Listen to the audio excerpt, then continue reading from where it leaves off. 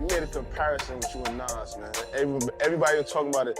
Now, why out of everybody you pick Nas, bro? I didn't do it. They asked him. No, they asked him. It's not in my top 50. You might be in Charlemagne's top 50 and things like that, but you haven't done that much for me in my life. Like, I didn't never want to be like Pusha. I never had a Pusha moment in my life. Did one loose-lipped boast just detonate a 20-year grind? Jim Jones thought he was tossing off a harmless hot take, but the fuse he lit that day is still burning through his resume, his bookings, even his own fan base. What started as a swagger-filled jab has mutated into runway ambushes, billion-dollar power moves, and whispers of a quiet industry freeze-out. Trap in, because the dominoes that fell after that single quote reveal why legacy always outlasts loudness. It happened on a couch built for barbershop talk. During a new Rory and Mal taping, Jim smirked into the mic and tossed out, "Nas? He never really did that much for me. Matter of fact, I made Nas go viral again." Clip escaped the studio at the speed of outrage. Within hours, every timeline was spliced with side-by-side receipts. Footage of Illmatic plaques, Grammy statues, and university syllabi that literally teach Nas's cadence. Comments flooded in faster than Jim could retweet. One user cracked, "You can't erase a chapter from the Bible just because you didn't read it," racking up 50,000 likes in a day. But Capo smelled an opening. He pinned the backlash to the top of his socials and rode the algorithm. Breakfast Club? Check. Bag Fuel? Double check. Each visit amped the claim. First, Nas isn't top 50, then I'm way more influential. Finally, the coup de l'art. Whole culture owes me for reminding him Nas exists. Every appearance added lighter fluid. Even his teenage son got dragged on camera as a prop. See, he can't name one Nas song, leaving viewers more uncomfortable than convinced. The bigger the flex, the louder the fact checks. Spotify analytics flowed like subpoenas. Nas's catalog streamed 32 million times that week. Jim's ticked up only because people were doom-scrolling his blunder. But that was only the beginning. Hip-hop Twitter wasn't content to roast. It conducted a forensic audit. Threads surfaced showing every award Nas ever won, each sold-out tour, every time his lyrics got quoted by Supreme Court justices. One account tallied Nas's 31 RAA certifications against Jim's 2 gold plaques. Captioned, "Math is brutal, bro." The meme made morning news in New York. Jones's instinct was to push back harder. On the Nightcap podcast, he tripled down. Nas was always the runner-up. Jay and DMX, they owned the lane. The host tried throwing a lifeline. Jim swatted it away. Viewers sensed desperation. When he bragged, "I gave him his first viral," the sarcasm in the chat scrolled faster than the video buffered. Behind the scenes, something cooler and deadlier was brewing. A certain Virginia duo had been silently honing an answer that wouldn't use Twitter fingers at all. And what happened next would blindside the whole fashion world. June 20th, 2024. Pontneuf Bridge turned into Louis Vuitton's open-air catwalk. Beyoncé, Rihanna, LeBron, and LVMH royalty filled the front row while Pharrell unveiled his first menswear line. Suddenly, the speakers erupted with an unreleased Clipse record called Chains and Whips. Pusha T's voice sliced through the same breeze. "I watch your fame outrun relevance. Same room, but there's the elephant. You're chasing a feature out your element. No names, yet everyone's phone lit up. That elephant had Harlem stamps all over it." My phone can't tell you one Nas record. You heard? Like, let's not. Cameras caught Jay-Z, you heard that, right? Eyebrow before the beat even hit bar 2. The clip went viral in minutes. Bigger numbers than any Dipset single since Ballin'. Jim tweeted, "Cute runway moment, still ain't top 50, but the damage was done." This wasn't a diss track. It was a power statement broadcast from the global center of luxury. Clipse had weaponized high fashion against street bravado, and hip-hop hadn't seen that kind of chess move since Kanye crashed the Grammys. Jones attempted to clap back over the same beat, rapping in a dim Harlem alleyway, but algorithm fatigue had set in. Viewers treated it like recycled packaging, opened, skimmed, tossed. Yet the runway strike was only the first act. The dressing, the wordplay, the music, everything. I was a superior Nas fan. Period. I'd never take that away from him, but then as I got... Fast forward to June 23, 2025. Hot 97 Summer Jam, the holy grail of tri-state cosigns.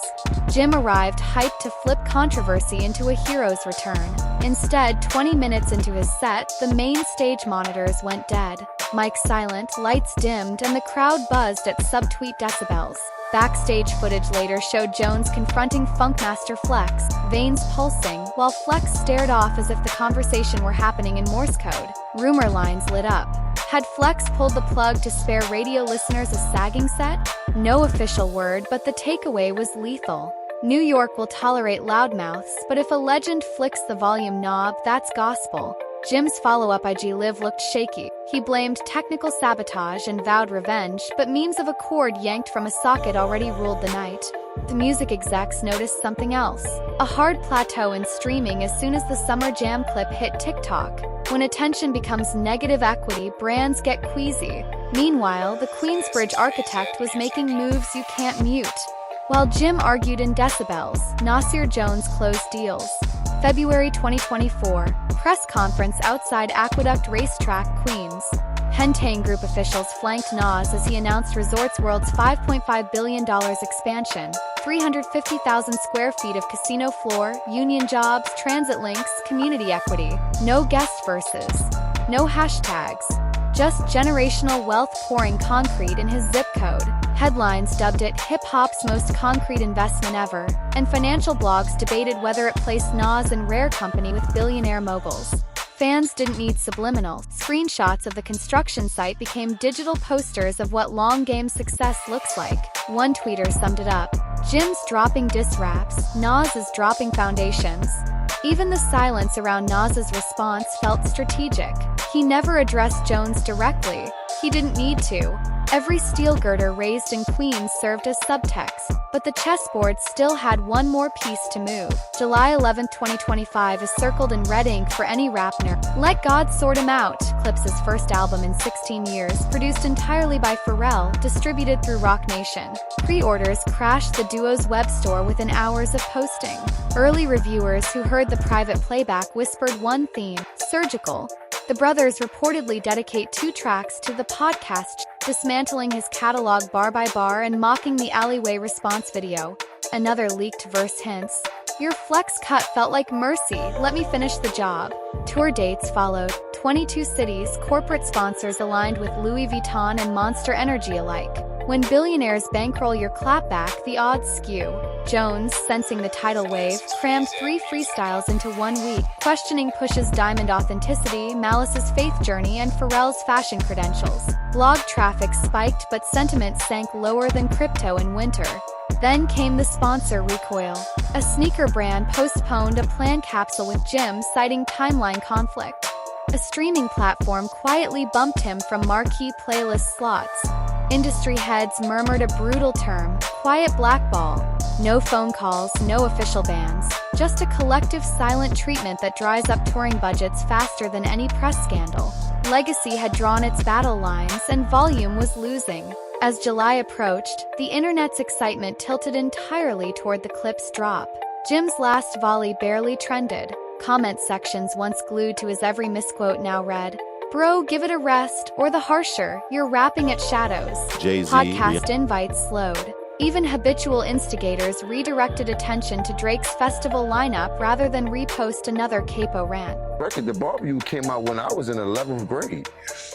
So Nas was my idol when I... Insiders hinted at a deeper freeze.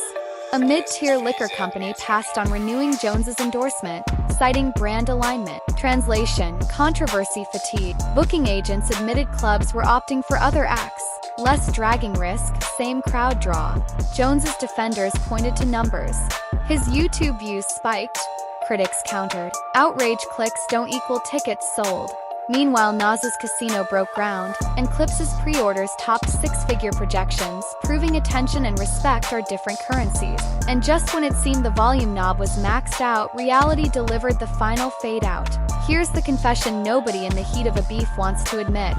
Bars can sting, but time decides the winner. Rap history is littered with loud moments that echo for a week, and then vanish beneath catalogs built to last.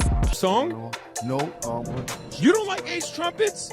Capo walked into a heavyweight arena thinking microphone bravado alone could rewrite record books.